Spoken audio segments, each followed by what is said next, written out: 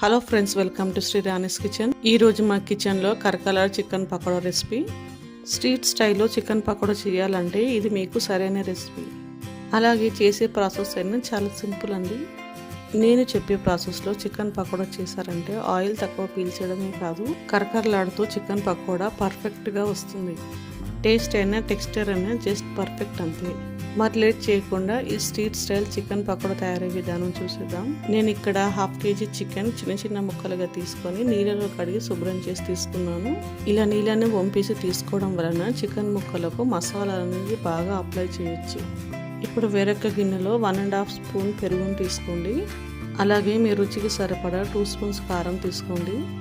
ఆ తర్వాత 1 స్పూన్ ఉప్పును, 1/2 స్పూన్ పసుపును, 1 స్పూన్ గరం మసాలా వేసుకోండి. ఆ తర్వాత తాజాగా ఉన్న అల్లం వెల్లుల్లి పేస్ట్, సన్నగా తరిగిన కొత్తిమీర, సన్నగా తరిగిన పుదీనా వేసుకోండి. ఈ మసాలాని చక్కగా కలిసేలాగా ఒకసారి బాగా కలుపుకోండి. ఈ విధంగా పెరుగు తరకలు లేకుండా ఒకసారి కలుపుకున్న తర్వాత మనం ముందుగా కడిగి ఉంచిన చికెన్ వేసుకొని కలుపుకోండి. ప్రతి ఒక్క చికెన్ పీసెస్కి ఉప్పు కారం పట్టేలాగా బాగా కలుపుకోండి. చికెన్ పీసెస్ సాఫ్ట్గా జ్యూసీగా ఉండడానికి అరచెక్క నిమ్మరసం తీసుకోండి. నిమ్మరసం వేసి కలుపుకున్న తర్వాత అందులోనే 2 స్పూన్స్ కార్న్ఫ్లవర్ వేసుకోండి. అలాగే చికెన్ పీసెస్ బైండింగ్ కోసం 2 స్పూన్స్ శనగపిండి వేసుకోండి. అలాగే 2 స్పూన్స్ ఆయిల్ తీసుకోండి. ఇలా ఆయిల్ వేయడం వలన మనం పట్టించే మసాలా చికెన్కి బాగా పడతాయి. అలాగే టేస్ట్ కూడా చాలా బాగుంటుంది. మనం ఫ్రై చేసేటప్పుడు చికెన్కి ఆయిల్ పీల్చకుండా ఉంటుంది. ఇలా కలిపాక 2 గంటల సేపు పక్కన పెడుతున్నాను. మీకు సమయం లేకుంటే 1 అవర్ అన్న రెస్ట్ ఇవ్వండి. 2 గంటల తర్వాత డీప్ ఫ్రైకి సరిపడా ఆయిల్ తీసుకొని బాగా వేడి చేయండి. ఆయిల్ బాగా వేడెక్కిన తర్వాత చికెన్ ముక్కను విడివిడిగా వేసుకోండి. మనం చికెన్ పీసెస్ దగ్గరగా వేసినా ఎక్కువగా వేసినా చికెన్ కొన్న కోటింగ్ అనేది ఊడిపోతుంది. చికెన్ కోటింగ్ ఊడిపోతే కర్కర్లతో అంత క్రిస్పీగా ఉండదు. కాబట్టి ఫ్రై చేసేటప్పుడు మెయిన్గా ఈ మెథడ్ని గుర్తుంచుకోండి.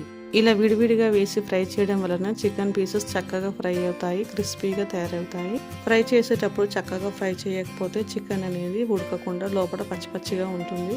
ఈ చికెన్ పకోడాను మీడియం ఫ్లేమ్లో పెట్టి బాగా ఫ్రై చేయండి. ఇలా పొడవుగా చీలుకున్న 7 పచ్చిమిరపకాయలు వేసుకొని మీడియం ఫ్లేమ్లో ఫ్రై చేయండి. పచ్చిమిరపకాయలు చక్కగా ఫ్రై అయిన తర్వాత 2 రెమ్మల కరివేపాకు వేసుకొని ఫ్రై చేయండి. చూస్తూనే మన చికెన్ పకోడా అనేది ఇంత క్రిస్పీగా ఫ్రై అయిందో తెలిసిపోతుంది.